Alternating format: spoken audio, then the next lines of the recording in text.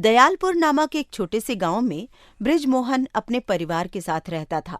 उसके परिवार में उसकी पत्नी और उसकी 2 बेटियां थीं, जिनका नाम अलका और अम्बा था।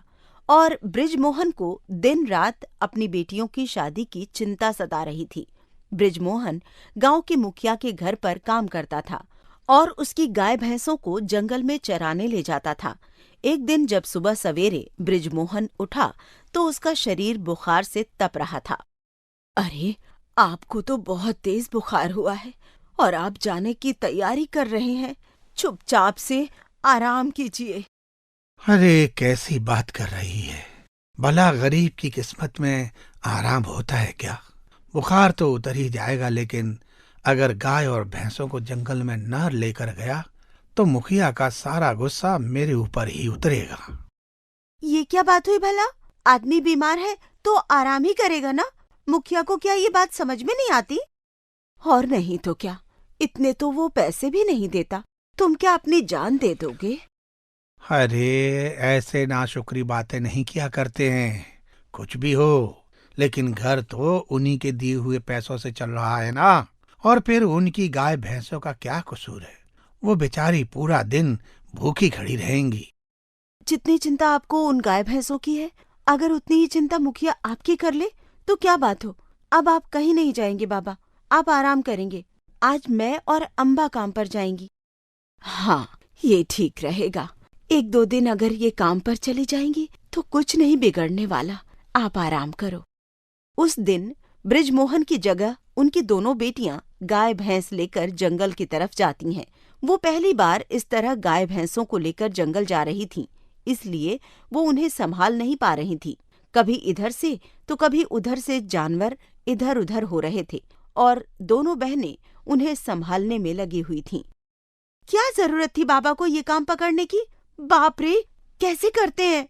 मुझे तो ये भैंस और गाय संभाली ही नहीं जा रही हैं। इधर से रोकती हूँ तो उधर निकल जाती हैं, उधर से रोकती हूँ तो ये सीधे निकल जाती हैं। ठीक कह रही हो। और एक हम सोचते हैं कि बाबा करते ही क्या हैं? गाय भैंसों को लेकर जंगल ही तो जाते हैं।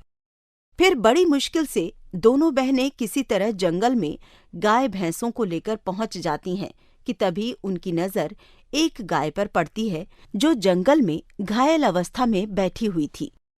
अरे, देखो तो इस बेचारी के पैर में घाव हो गया है। हाँ, लगता है कई दिन पुराना घाव है। माँ जो दवाई बनाती है ना जंगली जड़ी बूटियों से, मुझे पता है उसमें कौन कौन से पत्ते इस्तेमाल होते हैं, ये मैं जानती हूँ। मैं वो बनाकर लाती हूँ। तब तक तुम गाय का ख्याल रखो, ठीक है? फिर वो इधर उधर झाड़ियों में उन पत्तों की खोज करने लगती हैं।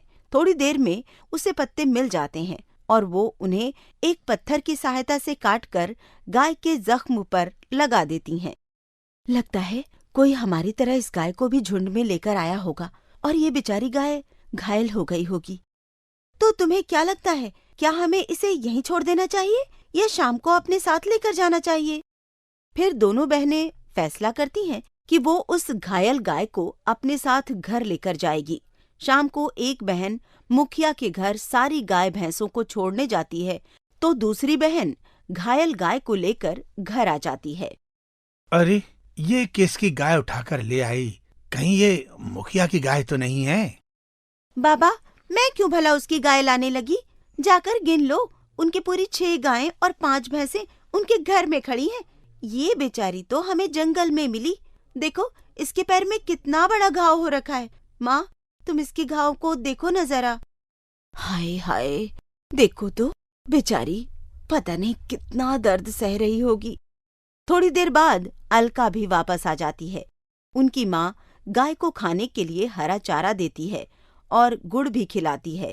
घाव पर मरहम पट्टी भी लगाती है। ये लो बाबा, आज का काम तो हमने अच्छे से कर लिया। अब आप बताओ, आपकी तबीयत कैसी है? हाँ, अभी तो थोड़ा ठीक लग रहा है। तुम दोनों ने आज बहुत मेहनत की। फिर सारा परिवार खाना खाकर सो जाता है। अगले दिन सुबह गाय की चिंता में दोनों बहनें जल्दी उठ जाती हैं और उसका पैर देखने लगती हैं कि तभी गाय जोर जोर से सर हिलाने लगती है और आवाज निकालने लगती है। गाय की आवाज सुनकर उनकी माँ बाहर आती है। अरे, ये तो चमत्कार हो गया। देखो तो गाय दूध देने वाली है, मैं अभी बाल्टी लेकर आती हूँ। वो भाग कर जाती है और बाल्टी लेकर आ जाती है। जैसे ही वो बाल्टी गाय के थनों के पास रखती है, गाय अपने आप ही दूध से बाल्टी को भर देती है। अरे माँ, ये तो सचमुच में चमत्कार हो गया। देखो तो, इस गाय ने बाल्टी भरकर दूध दिया है। अब तो हमारे घर में दूध, दही, घी की कभी कमी नहीं होगी। जब शादी होकर आई थी तब एक गाय थी यहाँ पर, लेकिन उसके बाद कभी घर पर गाय नहीं आई। और अब देखो, मैं अभी दूध गर्म कर देती हूँ। कुछ दूध तुम दोनों को पीने के लिए दे दूंगी और बाकी का दही जमा दूंगी। फिर उसमें से मक्खन निकलेगा और मक्खन से घी। बृजमोहन भी बड़ा खुश होता है। थोड़ी देर में माँ दूध को गर्म कर देती है और अगले दिन जब वो दही को बिलोती तो उसमें से बहुत सारा मक्खन निकलता और फिर उस मक्खन से घी निकालती है और अगले दिन भी गाय बाल्टी भरकर दूध देती है। माँ, सबसे पहले हम इस घी में कुछ मीठा बनाते हैं। मैं ऐसा करती हूँ, कुरकुरी जलेबी बनाती हूँ। हाँ, ये ठीक रहेगा। वैसे भी हम दोनों जलेबी ही तो अच्छा बनाती हैं, बाकी सारे खाने तो माँ अच्छा बनाती है। फिर दोनों बहनें जलेबी की तैयारी करती हैं और गाय से मिले हुए देसी घी में उन जलेबियों को तैयार करती हैं। सारा परिवार जलेबी खाकर बहुत खुश होता है। कुछ जलेबी वो गाय को भी खिलाते हैं कि तभी पड़ोस में रहने वाला हरिया देसी घी की खुशबू सूंघकर घर में आ जाता है। अरे भाई ब्रजमोहन, अम्मा इतना कुछ हो रहा है, तू तो कुछ बताता ही नहीं। अम्मा, घर के बाहर गाय खड़ी है और देसी घी की जलेबियां बन रही हैं। हाँ भाई, आज गाय के दूध से घी बनाया है, तो सोचा सबसे पहले जलेबी बना लेते हैं। तो दोनों बेटियों ने मिलकर जलेबी बना ली। लो, अरे तुम भी खाओ ना जलेबी। हरिया जलेबी खाता है और बोलता है, आह आह, वाह वाह भैया, वाह भैया, मजा आ गया। देसी घी में बनी हुई कुरकुरी जलेबी खाकर आह आह। लगता है आज मेरी किस्मत अच्छी है, वरना बाहर तो 500 रुपए किलो जलेबी मिल रही है, देसी घी की बनी हुई। क्या सच कह रहे हो चाचा? देसी घी की जलेबी 500 रुपए किलो में बिकती है? और नहीं तो क्या, तुम्हें क्या पता, ये तो गांव है, इसीलिए इतनी सस्ती में बिक जाती है, वरना तो शहर में तो 800-900 रुपए किलो जलेबी बिकती है देसी घी की। हरिया तो जलेबी खाकर चला जाता है, लेकिन दोनों बहनों के मन में तभी ख्याल आता है कि वो भी क्यों ना अपना काम देसी घी की बनी हुई जलेबियां बेचकर चलाएं। फिर वो दोनों अपनी माँ से कहती हैं, तुम बताओ माँ, क्या बुराई है देसी घी की जलेबियां बनाकर बेचने में? देखो तो बाबा कितनी मेहनत करते हैं, तब कहीं जाकर 4 पैसा हाथ में आता है।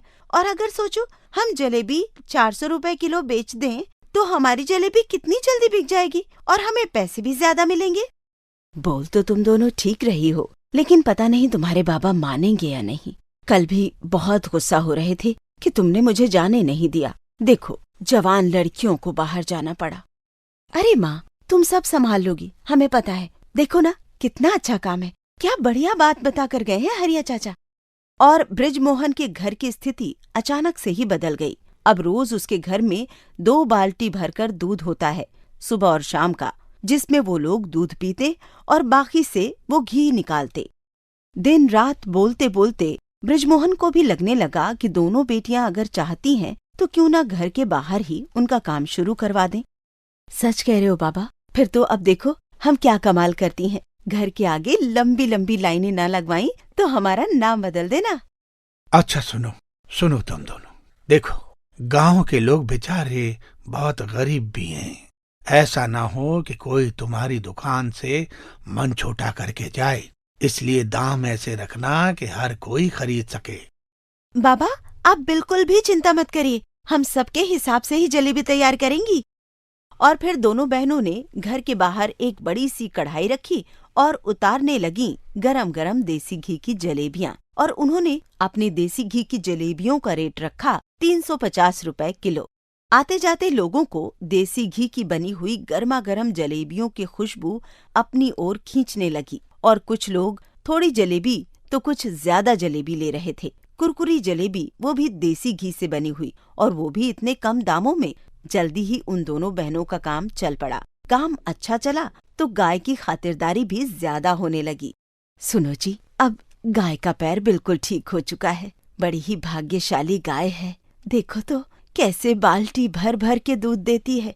इसकी वजह से आज हमारे घर के हालात बिल्कुल बदल गए हैं, और दोनों बेटियों की मेहनत और लगन से देसी घी की जलेबियां तैयार हो रही हैं। और तुम्हें पता है, गांव के सभी लोग खरीद भी लेते हैं, और जो नहीं खरीद सकते उनको वो दोनों फ्री में ही जलेबी दे देती हैं। ये तो अच्छी बात है। इस तरह सबके मन की इच्छा भी पूरी हो जाती है, और इन दोनों को दिन भर की मेहनत के पैसे भी मिल जाते हैं। अगले दिन, अरे सुनो अलका और अम्बा, जल्दी जल्दी 5 किलो जलेबी गरम गरम बना दो। मैं बेटी के ससुराल जा रहा हूँ पहली बार, इसलिए तुम्हारे यहाँ से जलेबी लेकर जा रहा हूँ। वो भी तो खाए हमारे गांव में बनी हुई देसी घी की जलेबियाँ। क्यों नहीं चाचा, ऐसी जलेबी बनाकर देंगे कि वो लोग यहाँ तक लेने के लिए आएंगे, और इस बहाने हमारी बहन भी आपसे मिलने आ जाएगी। अम्बा की बात सुनकर वो आदमी जोर से हंसने लगता है। फिर दोनों बहनें गर्मा गर्म 5 किलो जलेबी तैयार करती हैं और उस आदमी को दे देती हैं। वो भी खुशी खुशी चला जाता है। शाम को एक बूढ़ी औरत अपने पोते के साथ वहां पर आती है और जलेबी खाने के लिए मांगती है, लेकिन उसके पास पैसे नहीं थे। तो दोनों बहनें उन दोनों को जलेबियां तो देती ही हैं, साथ में गर्मा गर्म दूध भी देती हैं, और वो बुढ़िया उन्हें बहुत आशीर्वाद देकर वहां से जाती है। तुम दोनों ने ये बहुत अच्छा काम किया। बस इसी तरह मेहनत और लगन से काम करो। दोनों बहनों की हाथ की बनी हुई जलेबियां सारे आसपास के गांव में तहलका मचा देती हैं, और उनकी बिक्री दिन दूनी रात चौगुनी होने लगती है। अब वो लोग गरीब नहीं थे, अब उनके पास सब कुछ था। शिखा को लगातार रोते हुए देखकर अंकित से रहा नहीं गया, और आखिर में उसने शिखा से कहा, मैं जानता हूँ शिखा, मेरी माँ इस रिश्ते के लिए कभी भी हाँ नहीं करेंगी, क्योंकि तुम बहुत गरीब घर की हो, और उन्हें चाहिए कि बहू ऐसी आए जो साथ में बहुत सारा दहेज भी लेकर आए। अगर तुम्हें ये बात पहले से पता थी तो मेरे साथ जीने मरने की कस्में क्यों खाई? तुम्हें ऐसा नहीं करना चाहिए था अंकित। मैंने तुम्हारे साथ जीने मरने की कसम केवल खाई नहीं थी, निभाने के लिए खाई थी। मुझे एक आइडिया है। कैसा आइडिया? मुझे भी बताओ। अगर तुमने जल्दी कोई हल नहीं निकाला ना, तो तुम जानते हो ना, मेरे बाबा मेरी शादी करा देंगे। कैसी बात कर रही हो शिखा? शादी तो तुम्हारी मेरे साथ ही होगी, देख लेना। फिर दोनों अपने अपने घर चले जाते हैं। अंकित एक बहुत अमीर परिवार से था। पूरे घर पर उसकी माँ सुनीता देवी का हुक्म चलता था। अंकित के बड़े भाई की पत्नी अपने सास के सामने हमेशा डरी सहमी रहती थी। जैसा वो कहती, बिल्कुल वैसा ही घर में काम होता था। अंकित घर आता है। सुनो अंकित, कल तुम्हें देखने के लिए लड़की वाले घर आ रहे हैं, घर पर ही रहना। माँ, मैं शादी नहीं करना चाहता। क्या? तुमने अपने लिए कोई लड़की पसंद कर रखी है क्या? कान खोलकर सुन लो, इस घर में वही लड़की आएगी जिसे मैं पसंद करूंगी। अपनी माँ की दमदार आवाज सुनने के बाद अंकित समझ गया कि मैं गलत जगह पर अपनी बात कहने जा रहा हूँ, इसलिए वो चुप हो जाता है। अगले दिन जब सुबह लड़की वाले आते हैं तो एक बाबा दरवाजे पर आकर अलख निरंजन कहने लगते हैं। बाबा जी, आप बड़े अच्छे समय पर आए हैं। मेरे बेटे को देखने के लिए लड़की वाले आने वाले हैं। जरा बताइए तो, ये रिश्ता कैसा रहेगा?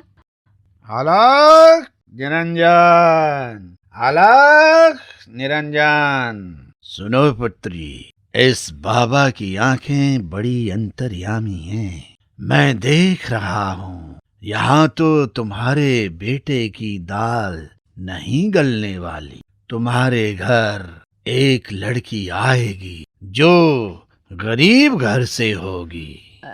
ये आप क्या कह रहे हैं बाबा जी? ये तो मैं कभी नहीं होने दूंगी। मेरी बहू आएगी तो अमीर घर से ही आएगी। सुनो पुत्री, तेरे चाहने न चाहने से कुछ होने वाला नहीं है। वही होता है जो विधाता ने लिखा है। सुनीता देवी और उस बाबा की बात सुनकर लड़की का पिता खड़ा होकर कहता है, हम चलते हैं बहन जी। हमें पता चल गया है यहाँ पर मेरी बेटी की शादी नहीं होने वाली। लेकिन मैं आपको बता दूं, मैं तो आपके लड़के को 50 लाख रुपए से रोकने वाला था और दहेज में मर्सिडीज देने वाला था। और ये सुनकर सुनीता देवी का लालच और भी बढ़ जाता है। अरे भाई साहब, मुझे आपकी बेटी बहुत पसंद है, आप यहीं रुकिए, मैं भी बात करती हूँ। माया का क्या है, आएगी उड़ जाएगी। गाड़ी का क्या है, एक्सीडेंट हो गई तो कबाड़ में चली जाएगी। लेकिन जो बहू तेरे घर में आएगी ना, वो गरीब तो जरूर होगी, लेकिन घर आते ही वो तेरा घर धन धान्य से भर देगी पुत्री। इतना रुपया पैसा कि तुम संभाल भी नहीं पाओगी। और ये सुनने के बाद सुनीता देवी लड़की वालों को वहां से जाने की इजाजत दे देती है और बाबा को सोफे पर बैठने के लिए कहती हैं और भोजन पानी की व्यवस्था करती हैं। बाबा जी, अब इतना सब कुछ बता ही दिया है तो लड़की भी बता दीजिए। और फिर बाबा ने अपनी आंखें बंद की और कहा, कल जब तुम मार्केट में जाओगी और फल की दुकान से फल खरीदोगी, वहीं तुम्हारी उस लड़की से भेंट होगी। और बाबा जी ने सारा खाना खाने के बाद वहां से जाने की इजाजत मांगी और सुनीता देवी ने उन्हें 10,000 नगद भी दिए। अंकित, हाँ? खड़े क्या हो, अब जाओ बाबा जी को छोड़कर आओ। उन्हें जहां जाना है अपनी कार से छोड़कर आओ, ठीक है? जी। और अंकित बाबा जी को कार में बैठाकर, अबे यार, इतने बड़े बड़े बोल भी नहीं बोलने चाहिए थे तुझे। एक दिन में इतना धन धान्य कहाँ से आएगा? बेटा, तेरी दोस्ती की खातिर ही ये सब कुछ किया है मैंने। तू नहीं जानता, जब आंटी को पुत्री पुत्री कह रहा था तो कैसा लग रहा था। चल यार, तेरा बहुत शुक्रिया। अब कम से कम मेरी शादी शिखा से तो हो जाएगी ना। चल उधर चलते हैं। अरे जल्दी से कपड़े बदल ले, आज तेरा भाई तुझे बढ़िया सा पिज्जा खिलाएगा। अभी इतना सारा खाना खाकर आया हूं, अभी नहीं, फिर कभी। अरे बाद में यार। अगले दिन शाम को सुनीता देवी अपनी बड़ी बहू रुचि के साथ मार्केट में जाती है और एक फल की दुकान से फल खरीदने लगती हैं कि तभी वहां पर शिखा भी आकर फल खरीदने लगती है। भैया, सेब कैसे दिए? 180 रुपए किलो। भैया, मैं आपसे सेब का रेट पूछ रही हूँ, सोने का नहीं पूछ रही। अरे, और जैसे ही शिखा ने ये बात की, सुनीता देवी ने पलटकर शिखा की तरफ देखा। सुंदर शिखा सूट में गजब ढा रही थी। अगर आपको फल नहीं लेने हैं तो यहाँ से हट जाइए, मुझे सेब लेने हैं। रुचि बहू, ये तुम किससे बातें कर रही हो? तुम कौन हो बेटी? कहाँ रहती हो? मैं तो आपको नहीं जानती आंटी, आप क्यों पूछ रही हैं? मुझे तुम पसंद आ गई हो। मुझे तुम्हारे माँ बाप से बात करनी है, अपने बेटे के लिए। शिखा सुनीता देवी को अपने घर का एड्रेस देकर वहां से चली जाती है। दूर खड़ा हुआ अंकित ये देखकर खुश हो जाता है। सुनीता देवी अगले दिन अपने पूरे परिवार के साथ शिखा के यहाँ जाती है और उसे पसंद कर लेती है। फिर कुछ दिनों बाद धूमधाम से शिखा और अंकित की शादी हो जाती है और शिखा अमीर घर में आ जाती है। अंकित, ये तो कमाल हो गया, कितनी आसानी से तुम्हारी माँ शादी के लिए मान गई। हाँ, आसानी से मान तो गई है, लेकिन कब तक इस शादी को मानती है पता नहीं। भगवान कोई चमत्कार हो जाए और कल मेरी कोई बढ़िया सी लॉटरी निकल जाए। ये सब तुम इसलिए कह रहे हो ना क्योंकि मैं दहेज नहीं लेकर आई? अरे नहीं नहीं, ऐसा कुछ नहीं है। चलो मैं तुम्हें एक बात बताता हूँ। और फिर अंकित ने अपनी माँ को शिखा से शादी के लिए कैसे राजी किया वो शिखा को बता देता है। अब क्या होगा अंकित, तुमने तो इतना बड़ा झूठ बोला है, इतने पैसे रोज कहाँ से आएंगे? अरे मुझे नहीं पता, जो होगा देखा जाएगा, लेकिन तुम माँ को खुश रखने की पूरी कोशिश करना, ठीक है? अगले दिन सुबह, मम्मी जी, आज शिखा की पहली रसोई है और वो अभी तक नहीं आई है। सुनो रुचि बहू, मुझे ऐसा क्यों लग रहा है कि तुम्हारे से जलने की बू आ रही है। अरे आ जाएगी शिखा, और पहली रसोई वसोई की रस्म मैं नहीं मानती। सुना नहीं था तुमने उस दिन बाबा जी ने क्या कहा था कि हमारी छोटी बहू साक्षात लक्ष्मी है, लक्ष्मी। ठीक है मम्मी जी, फिर मैं सबके लिए नाश्ता बना देती हूँ। तभी शिखा भी वहां पर आ जाती है। सुंदर सजी धजी शिखा रुचि के साथ रसोई में जाकर खाना बनाने लगती है। सुनीता उसे बहुत मना करती है, लेकिन शिखा कहती है कि उसे ये सब काम करना अच्छा लगता है। कितनी अच्छी बहू मिली है मुझे, सुंदर भी है और सुशील भी, सारे घर का काम जानती है, बस धन कब देगी समझ नहीं आ रहा। तभी सुनीता देवी का बड़ा बेटा फोन पर बातें करते हुए वहां पर आ जाता है। क्या कहा तुमने? शेयर का रेट बढ़ गया? ठीक है, तुम एक काम करो, सारे शेयर बेच दो, हमें आज अच्छा मुनाफा होगा। हे भगवान, बाबा की बात तो बिल्कुल सच हो गई। आते ही धन वर्षा। और शिखा की भी जान में जान आई। पहला दिन तो आराम से कट गया। सुनीता देवी ने अपनी छोटी बहू के बहुत ही लाड प्यार किए। अगले दिन भी शिखा और रुचि मिलकर घर का काम संभाल रहे थे कि अंकित अपनी माँ को आकर खुशखबरी सुनाता है और कहता है कि वो कोर्ट केस जो गांव की जमीन पर चल रहा था, उसके हक में फैसला हो गया है। हे भगवान, ये तो दूसरा चमत्कार है। सालों से चल रहा केस हमने जीत लिया, वरना करोड़ों की जमीन हाथ से निकल जाती। शिखा अंकित से कहती है, ये सब क्या हो रहा है? अंकित, 2 दिन से पैसों की बात हो रही है, मम्मी जी भी बहुत खुश हैं। मुझे नहीं पता, लेकिन कुछ भी हो, भगवान ने मेरी सुन ली। अब तो तुम मम्मी की सबसे फेवरेट बहू हो। और उधर रुचि मन ही मन सोच रही थी कि ऐसा कैसे हो सकता है? क्या सचमुच शिखा बहुत ही भाग्यशाली है? फिर अगले कुछ दिनों तक घर में कोई भी ऐसी खबर नहीं मिलती जिससे कहीं से भी पैसा आ रहा हो। ये देखकर सुनीता देवी को उस बाबा पर गुस्सा आने लगता है। बाबा ने तो कहा था कि रोज धन धान्य से वर्षा होगी, लेकिन यहाँ तो दिन रात सूखा पड़ रहा है। मम्मी जी, आप कैसी बातें कर रही हैं? भला बाबा आगे का भविष्य कैसे देख सकता है? मुझे तो लगता है दाल में कुछ काला है। जानती हूँ, तुम तो जलन के मारे जल जल कर कोयला हो जाओगी। अरे ठीक है ना, अगर 2 दिन और पैसे नहीं आए तो क्या पता कोई बड़ा सैलाब आ रहा हो पैसों का। सुनीता देवी की बात सुनकर रुचि चुप हो जाती है। उधर शिखा रुचि और अपनी सास की बात सुनकर बड़ी ही दुखी हो जाती है। शाम को जब अंकित घर आता है तो शिखा उसे लेकर छत पर जाती है और बात करने लगती है। अंकित, अब क्या होगा? 2 दिन तो पैसे आ गए, लेकिन अब तो बिल्कुल सूखा पड़ा हुआ है। अरे मैं क्या बताऊं शिखा, मुझे तो बस तुमसे शादी करनी थी, इसलिए मैंने ये ड्रामा रचा। अभी अभी ऑफिस से आया हूँ, सारी तिकड़म लगा कर आया हूँ, लेकिन सारा पैसा इधर उधर फंसा हुआ है। और उन दोनों की बात रुचि अपने फोन में रिकॉर्ड कर लेती है। अगले दिन सुबह, आओ शिखा, देखो मैंने कितना अच्छा नाश्ता बनाया है। क्या पता इतना अच्छा नाश्ता खाने के बाद आज तुम्हारे ऊपर माँ लक्ष्मी की कृपा हो जाए।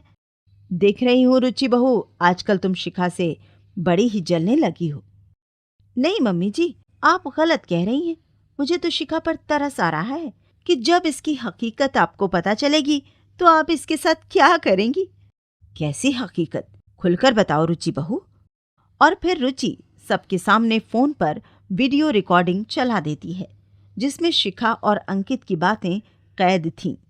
हे भगवान, इतना बड़ा धोखा! माँ, धोखा नहीं है, मैं शिखा से प्यार करता हूँ और इसीलिए मैंने ये सब किया, वरना आप एक गरीब घर की लड़की को अपनी बहू कभी नहीं बनाती। हमें माफ कर दो मम्मी जी, मैं एक अच्छी बहू साबित होंगी। और तभी बड़े भाई का फोन बज उठता है और बड़े भाई को पता चलता है कि आज भी शेयर में उन्हें काफी अच्छा मुनाफा हुआ है, वो भी सुबह सुबह। देखो माँ, देखा, हमें मुनाफा हुआ है। इसका मतलब तो ये हुआ कि शिखा सचमुच में इस घर के लिए लकी है। बस कर अंकित, अब तो मुझे सारी हकीकत पता चल गई है। कोई मुनाफा शिखा की वजह से नहीं हो रहा, वो तो मेरे बेटे ने अच्छी जगह पर शेयर लगाए हुए हैं, इसलिए हमें मुनाफा हो रहा है। अब आप क्या करोगी मम्मी जी? करूंगी क्या, जैसे तू रह रही है अब शिखा भी वैसे ही इस घर में रहेगी। शिखा धन लेकर आए या ना लेकर आए, लेकिन मेरे बेटे की पसंद तो है। शिखा और अंकित दोनों खड़े होकर सुनीता देवी के पैर छू लेते हैं। अब घर में कोई और झूठ ना बोले, इसलिए सुनीता देवी दोनों बहुओं से प्यार करने लगती हैं। मीरा और माया दोनों सगी बहनें होती हैं। उनके पिता लाल किशन ने उन दोनों की शादी धूमधाम से करी होती है। मीरा की शादी रमेश के साथ होती है और माया की शादी महेश के साथ। रमेश शहर में जॉब करता था और वो अच्छी खासी सैलरी लेता था। वहीं माया के पति महेश का गांव में ही छोटा सा बिजनेस था। दोनों बहनें ठीक ठाक घरों में गई हुई थी। अब घर में किशन लाल, उनकी पत्नी और एक बेटा आकाश होता है। दोनों बहनों का मायके में आना जाना लगा रहता था। आकाश, अगले महीने तेरी शादी तय हो गई है, इसलिए अपनी दोनों बहनों के घर न्योता देने चले जाना। ठीक है बाबा, मैं दोनों बहनों के यहाँ पर न्योता दे आऊँगा। और कोई काम है तो वो भी बता दीजिए। पहले माया दी के घर जाऊँगा और फिर मीरा दीदी के पास जाऊँगा। वो शहर में रहती हैं, तो वहाँ से कुछ चीज़ें भी लेता हुआ आऊँगा। हाँ, अपनी माँ से पूछ ले, उसे कुछ सामान चाहिए तो उसे लाकर दे देना। अगले दिन आकाश अपनी छोटी बहन माया के यहाँ गांव में न्योता देने जाता है।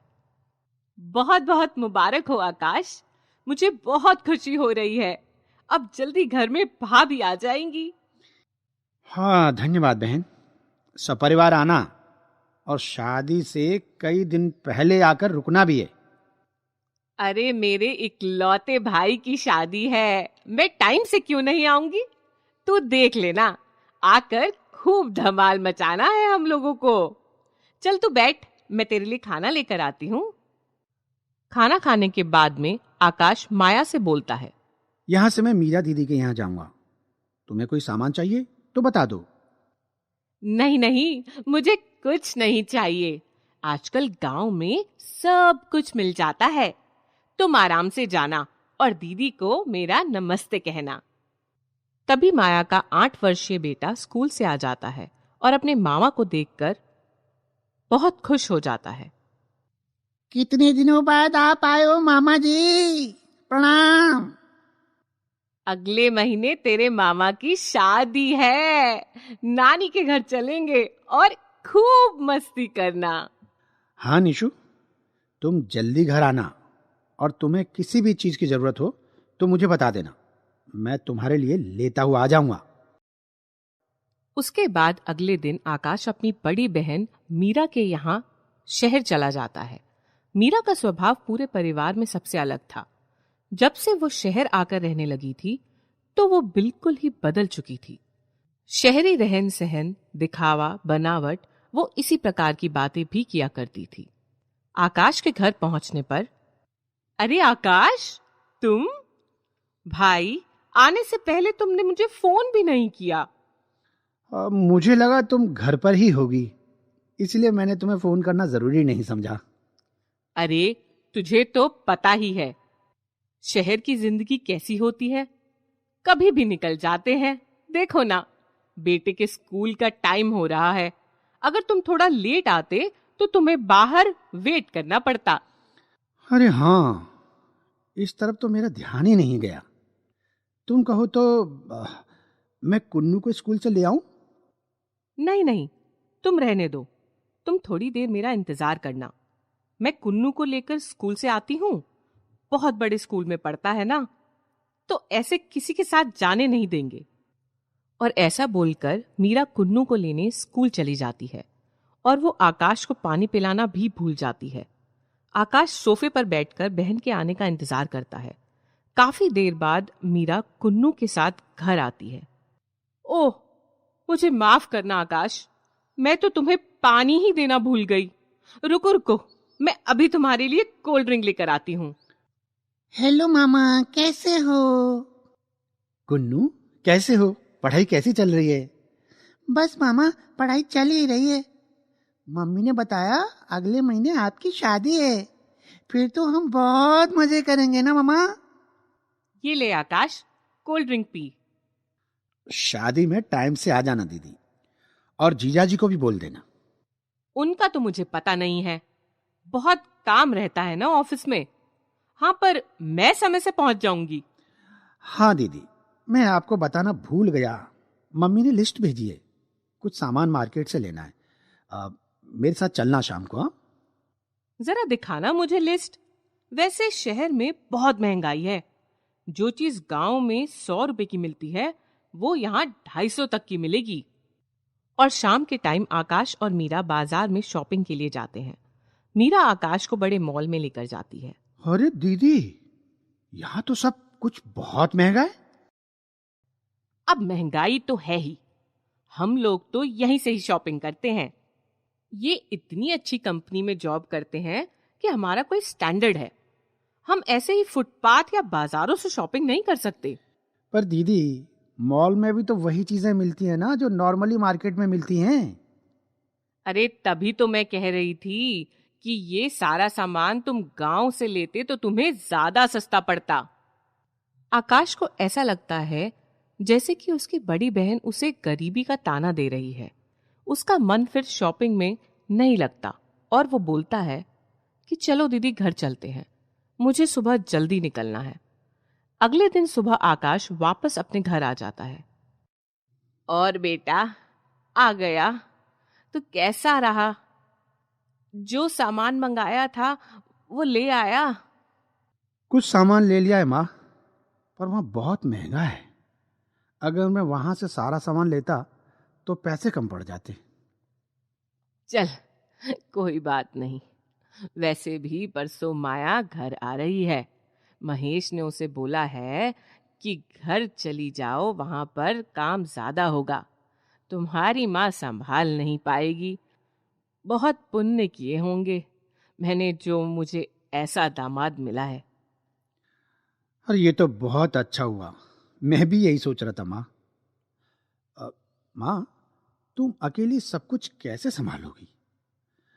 अब माया दीदी आ जाएगी तो सब कुछ सही हो जाएगा। 2 दिन बाद माया अपने मायके आ जाती है। अच्छा हुआ माया, तो जल्दी आ गई। शादी का घर है, 100 काम फैले पड़े हैं।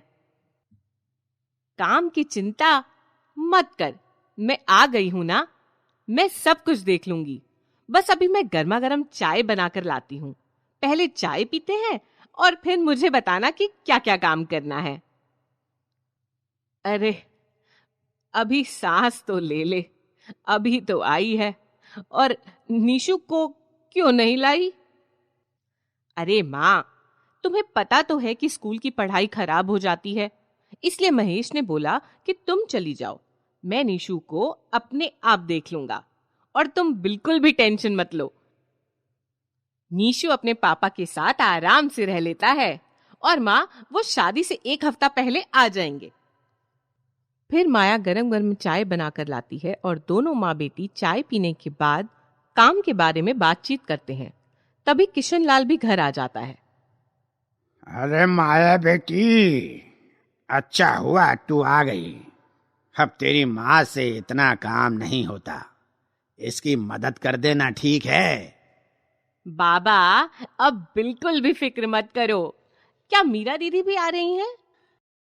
अरे उसका मत पूछो, अब वो शहर की ही हो गई है। इतना बिजी रहती है कि हमें फोन तक करने का टाइम उसके पास नहीं होता। पर कोई बात नहीं, सब कुछ हो जाएगा, सब ठीक हो जाएगा। धीरे धीरे शादी का टाइम ही आ जाता है और रिश्तेदार भी घर आ चुके होते हैं। 1 हफ्ता पहले मीरा भी अपने घर आती है। मीरा आ गई बेटा तू, क्या हुआ रमेश साथ नहीं आए? अरे माँ, तुम्हें पता तो है उनके ऑफिस का टाइम कैसा है, कितना काम रहता है उन्हें। उन्होंने मुझसे कहा है कि वो शादी वाले दिन सुबह सुबह आ जाएंगे। और माँ कितनी गर्मी हो रही है, तुम्हें 2-4 पंखे लगवाने चाहिए थे। हाँ, आकाश गया हुआ है इंतजाम करने के लिए। तभी महेश भी वहां आ जाता है, उसके साथ निशु होता है। महेश अपने सास के पैर छूता है और निशु भी। अरे महेश बेटा, अच्छा हुआ तुम टाइम से आ गए। और निशु, जाओ बेटा, तुम्हारी मम्मी ऊपर है, उनके पास जाकर बोलो कि सबके लिए चाय नाश्ता तैयार करे। अब आप बिल्कुल भी परेशान मत हो माता जी, मैं और आकाश सब देख लेंगे। फिर महेश मीरा की तरफ देखता है। अरे दीदी आप भी पहुंच गए? मेरा ध्यान आपकी तरफ गया ही नहीं। अब कैसे हो? और रमेश कहाँ है? मैं ठीक हूँ। रमेश अभी नहीं आएंगे, वो शादी वाले दिन ही आएंगे। अब तुम्हें तो पता ही है कि कितना काम होता है उनके पास। तुम्हारा तो बिजनेस है, तुम तो किसी भी टाइम बंद कर कर इधर उधर घूम सकते हो। ऐसे नहीं बोलते मीरा, बात नौकरी की है, बिजनेस की नहीं है। बात जिम्मेदारी की है। जिसे अपनी जिम्मेदारी समझ में आती है वो समय निकाल ही लेता है। हाँ हाँ ठीक है माँ, पंखों का इंतजाम करो। सच में बहुत गर्मी है। और ये चाय पानी मत देना मुझे, मेरे लिए कोल्ड ड्रिंक मंगवा देना। तभी आकाश की माँ और महेश वहां से चले जाते हैं। काफी देर बाद जब माया नीचे आती है तो मीरा से मिलती है। अरे दीदी, अच्छा हुआ आप आ गईं। अब दोनों बहनें मिलकर भाई की शादी के सारे काम निपटा लेंगे। अरे यार माया, ये काम वाम अब मेरे से नहीं होते। देखो वहां पर तो मेरे घर में नौकर लगे हुए हैं, और फिर काम करूंगी तो मेरा मैनीक्योर खराब हो जाएगा। और तू देख, तूने अपनी क्या हालत बना रखी है। कोई कहेगा कि तू अपने भाई की शादी में आई है। तूने तो फेशियल तक भी नहीं कराया। अरे दीदी, अभी शादी को पूरा 1 हफ्ता पड़ा है, मैं भी देख लूंगी कि कैसे तैयार होना है। मैं तो अपनी बहुत सारी ड्रेसेस लेकर आई हूं, अगर तुझे चाहिए हो तो तू भी ले लियो। ऐसी ऐसी ड्रेस है जो तूने देखी भी नहीं होगी। और ये कोल्ड ड्रिंक मंगाई थी मैंने, अभी तक नहीं आई। तुम बैठो दीदी, मैं तुम्हारे लिए कोल्ड ड्रिंक लेकर आती हूँ। तभी आकाश की माँ वहां आती है और मीरा और माया को काम बताती है। माया चुपचाप काम करने लगती है और मीरा, मम्मी प्लीज मुझे कोई काम मत बताओ, मैं यहाँ पर शादी एंजॉय करने आई हूँ, काम करने नहीं। और ना मुझे आदत रही है ये काम वाम, ये गांव के लोगों को ही शोभा देता है। ये तो मेरे सगे भाई की शादी है इसलिए मैं आ गई, वरना मैं तो कभी गांव वापस नहीं आऊं।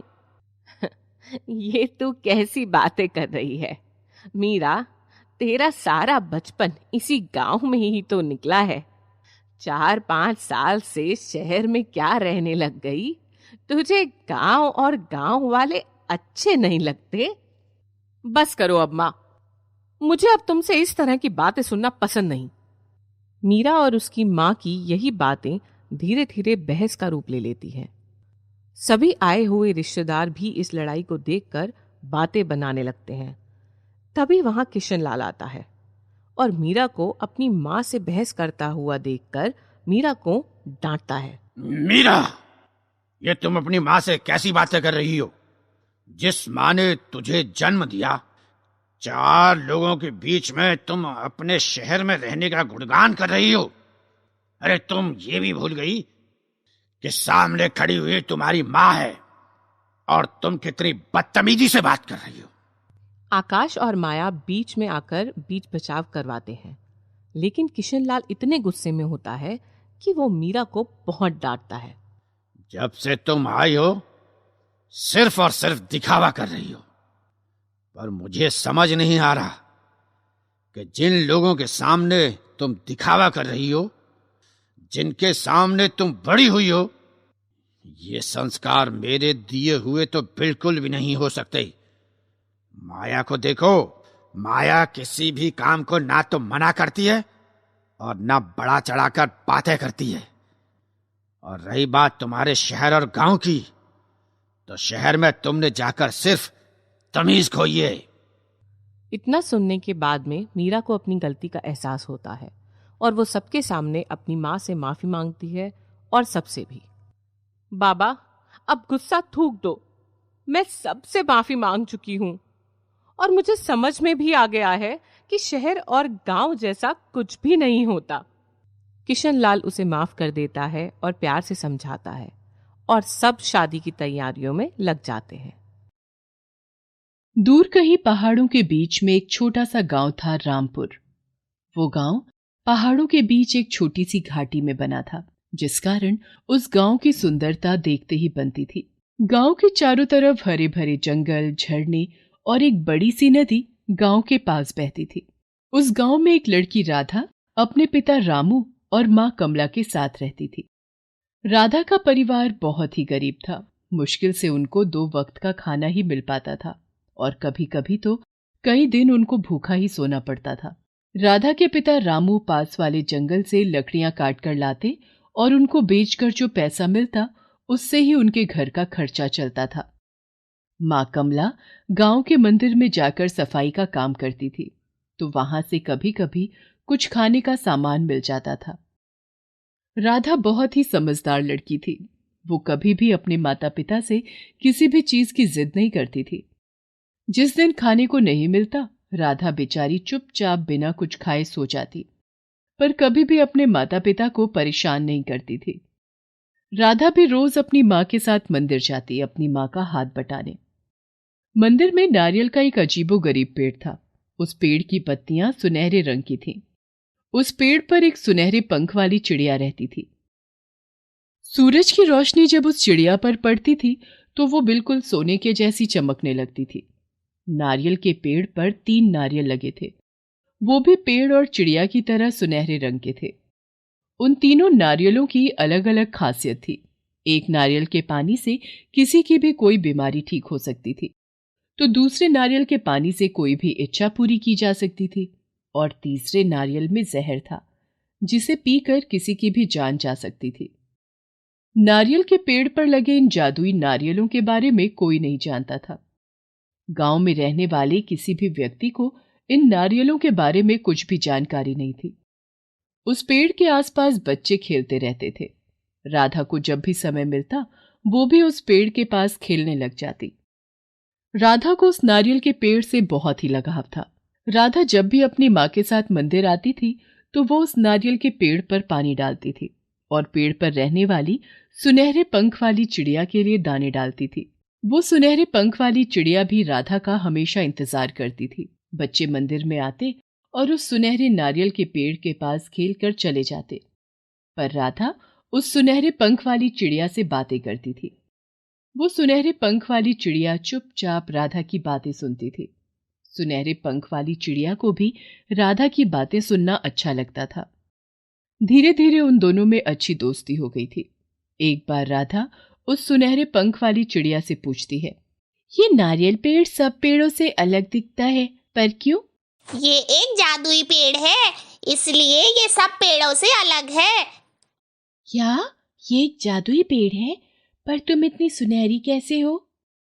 मैं इस सुनहरे रंग वाले पेड़ पर ही पैदा हुई हूँ, इसलिए मेरे पंख भी सुनहरे रंग के हैं। मैं इन जादुई नारियलों की रक्षा करती हूँ। मेरे ये सुनहरे पंख मेरी शिकारियों से रक्षा करते हैं। मैं अपने इन सुनहरे पंखों की मदद से इस पेड़ के पत्तों में छिप जाती हूँ। राधा और वो सुनहरे पंख वाली चिड़िया आपस में बातें ही कर रहे थे कि तभी राधा की माँ उसको आवाज लगाती है। उसके बाद राधा अपनी माँ के साथ घर चली जाती है।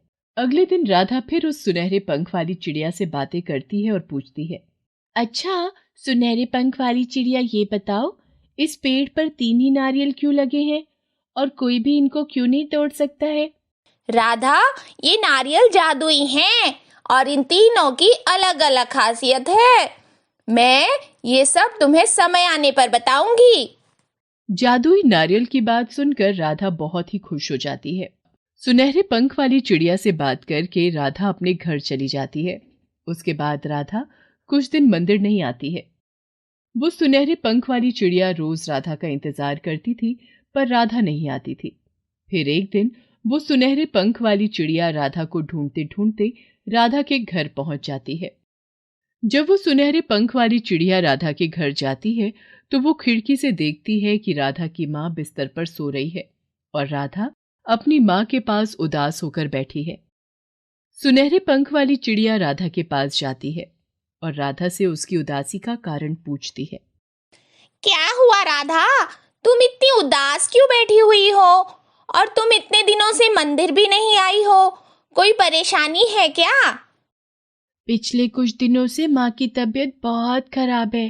घर में खाने को भी कुछ नहीं है।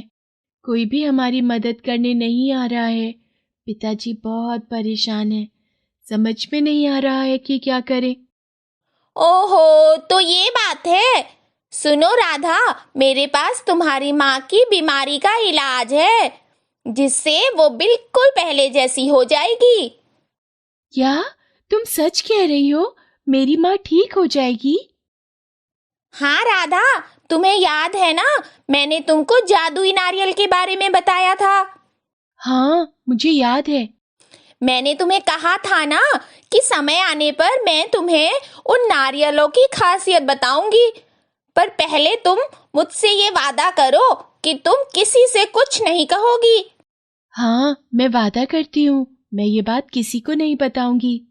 तो सुनो, नारियल के पेड़ पर लगे एक नारियल से कोई भी बीमारी ठीक हो जाती है, और दूसरे नारियल से कोई भी इच्छा पूरी हो जाती है, और जो तीसरा नारियल है उसमें जहर है। अगर कोई इंसान उसको पी लेगा तो वो तुरंत मर जाएगा। अब तुम कल मंदिर आना और मैं तुमको जादुई नारियल दे दूंगी। अगले दिन राधा मंदिर जाती है और सुनहरे पंख वाली चिड़िया राधा को पेड़ से 2 नारियल तोड़कर दे देती है। राधा वो 2 जादुई नारियल लेकर घर आ जाती है। उनमें से एक नारियल का थोड़ा सा पानी राधा अपनी माँ को पिला देती है। जादुई नारियल का पानी पीकर राधा की माँ बिल्कुल पहले जैसी ही ठीक हो जाती है। उसके बाद राधा ने उस जादुई नारियल का पानी गांव के कई बीमार लोगों को पिलाया, जिनके पास अपनी बीमारी का इलाज कराने के पैसे नहीं होते हैं। राधा ने किसी से इस काम के कोई पैसे नहीं लिए थे। जो भी राधा के नारियल का पानी पीता वो बिल्कुल ठीक हो जाता। धीरे धीरे राधा बहुत ही मशहूर होने लगी। ये बात पास के गांव में रहने वाले एक वैद्य को पता चलती है। राधा के नारियल का चमत्कार देखने के लिए वो वैद्य बीमारी का बहाना बनाकर राधा से मिलने उसके घर आता है। राधा और लोगों की तरह ही वैद्य को भी नारियल का पानी पीने को देती है। पानी पीने के बाद वैद्य को बहुत ही अच्छा महसूस होने लगता है। पानी पीने के बाद वो सोचता है, ओह, ये पानी तो सच में कोई जादुई पानी है। जरूर ये नारियल कोई जादुई नारियल होगा। मुझे पता लगाना ही होगा आखिर ये नारियल इसके पास कहाँ से आया। वो राधा से कहता है, बेटा, तुमको इस नारियल की क्या जरूरत है? तुम ये मुझे दे दो, बदले में तुम मुझसे ढेर सारे पैसे ले लो। पर राधा ने वैद्य की बात नहीं मानी और नारियल देने से मना कर दिया।